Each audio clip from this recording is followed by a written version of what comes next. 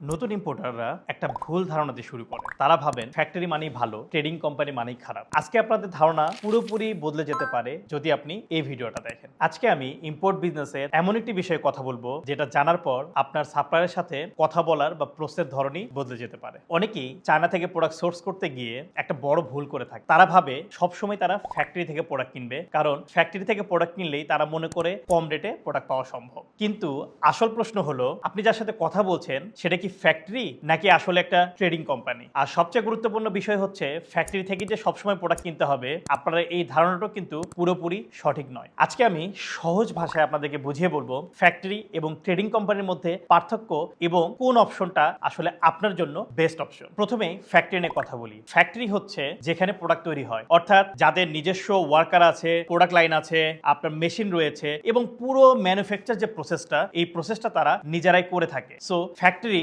সবচেয়ে বড় যে ব্যাপারটা হচ্ছে আপনি নিজের ব্র্যান্ডিংও করতে পারেন। আপনি আপনার পছন্দ মতো আপনার লোগো, আপনার প্যাকেজিং, অথবা অনেক সময় আপনি কাস্টমাইজ ভাবেও কিন্তু ফ্যাক্টরি থেকে প্রোডাক্ট কিনতে পারেন। আর কোয়ান্টিটি বেশি হলে সাধারণত ফ্যাক্টরি থেকে তুলনামূলক অনেক কম দামে আপনি প্রোডাক্ট কিন্তু কিনতে পারেন। কিন্তু এখানে একটা প্রবলেম আছে, ফ্যাক্টরি কিন্তু সাধারণত স্মল অর্ডারগুলো নিতে চায় না, কারণ তাদের যে সেটআপ বা প্রোডাকশন কস্ট, এটার একটা নির্ধারিত কস্ট থাকে, যার কারণে তাদেরকে কিন্তু একটা মিনিমাম অর্ডার কোয়ান্টিটি দিতে হয়, অর্থাৎ আমরা যেটাকে বলি এমওকিউ। সো ফ্যাক্টরি থেকে যখন আপনি প্রোডাক্ট নিতে যাবেন তখন দেখা যাচ্ছে আপনাকে কিন্তু অনেক বাল্ক অ্যামাউন্টে প্রোডাক্টগুলো পারচেস করতে হচ্ছে। এখন আসি ট্রেডিং কোম্পানিতে। ট্রেডিং কোম্পানি সাধারণত প্রোডাক্ট ম্যানুফ্যাকচার করে না, তারা বিভিন্ন ফ্যাক্টরি থেকে প্রোডাক্ট কালেক্ট করে সেই প্রোডাক্টগুলোকে বায়ারদের কাছে সেল করে। ট্রেডিং কোম্পানি সবচেয়ে বড় সুবিধা হচ্ছে ফ্লেক্সিবিলিটি। আপনি চাইলে এখানে লো এমওকিউ থেকে কিন্তু প্রোডাক্ট পারচেস করতে পারেন, তবে সেক্ষেত্রে আপনার প্রোডাক্টের প্রাইস একটু বেশি হতে পারে, কারণ ট্রেডিং কোম্পানির মাঝখানে একটা প্রফিট থাকে। তবে সবচেয়ে বড় যে সুবিধা, আপনি কিন্তু একই ট্রেডিং কোম্পানির কাছ থেকে বিভিন্ন ফ্যাক্টরির ন্যূনতম কোয়ান্টিটি অনুসারেও কিন্তু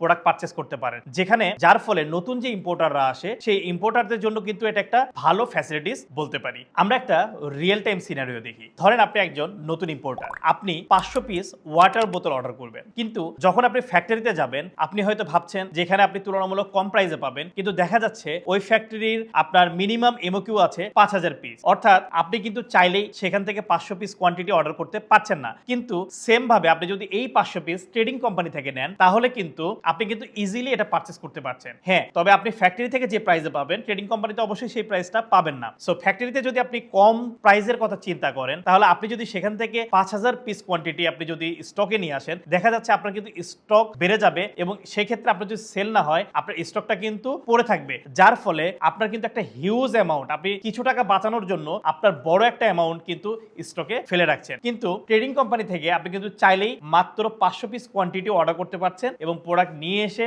আপনি মার্কেট টেস্ট করতে পারছেন এবং আপনার কিন্তু প্রোডাক্ট আটকানোর সম্ভাবনাটাও থাকছে না।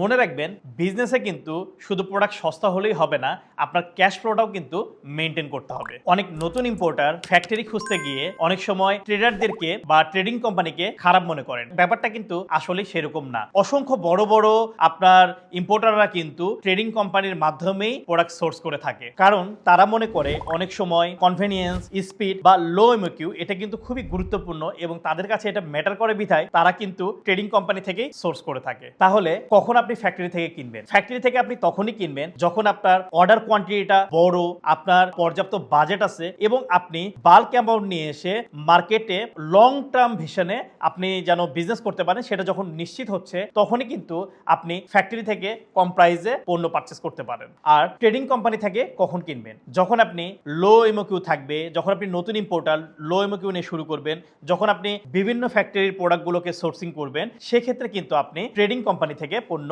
সোর্সিং করতে পারেন এবং পারচেস করতে পারেন। সবশেষে একটি কথা, বিজনেসে ফ্যাক্টরি ভালো না ট্রেডিং কোম্পানি ভালো, এর আসলে ইউনিভার্সাল কোনো অ্যান্সার নেই। এটা ডিপেন্ড করছে আপনার বাজেট, আপনার কোয়ান্টিটি, আপনার বিজনেস স্টেজ এবং আপনি কতটুকু প্রোডাক্ট মার্কেটে লঞ্চ করতে চান এটার উপর, এবং আপনার বিজনেস স্টেজের উপর ডিপেন্ড করছে যে আপনার জন্য আসলে কোন অপশনটি বেস্ট, ফ্যাক্টরি নাকি ট্রেডিং কোম্পানি। স্মার্ট ইম্পোর্টাররা কখন প্রোডাক্ট ফ্যাক্টরি থেকে কিনবেন বা কখন ট্রেডিং কোম্পানি থেকে কিনবেন, এই ডিসিশনটা কিন্তু স্মার্টলি হ্যান্ডেল করে।